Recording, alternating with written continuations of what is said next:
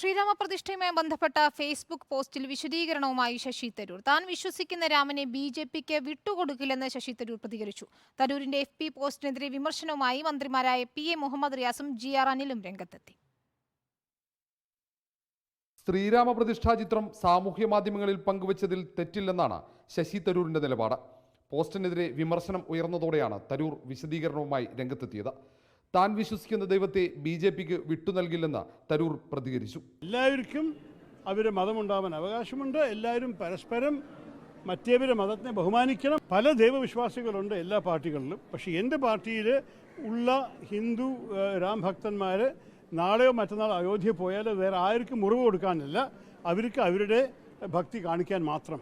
തരൂരിന്റെ FB പോസ്റ്റിനെ മന്ത്രിമാരായ Muhammad റിയാസും GR അനിലും രൂക്ഷമായി വിമർശിച്ചു.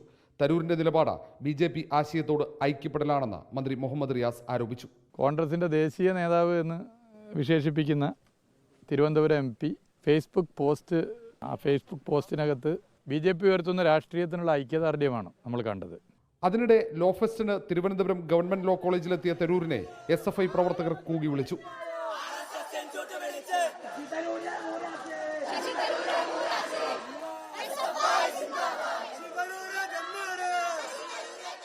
തീവ്ര ഹിന്ദുത്വ നിലപാടിനൊപ്പം സഞ്ചരിക്കുന്ന നേതാവാണ് തരൂരെന്ന് മന്ത്രി GR അനിൽ ഫേസ്ബുക്ക് പോസ്റ്റിൽ വിമർശിച്ചു. തരൂരിന്റെ നിലപാട് മതനിരപേക്ഷ കേരളത്തിന് അപമാനമാണെന്നും മന്ത്രി കുറ്റപ്പെടുത്തി. റിപ്പോർട്ടർ, തിരുവനന്തപുരം.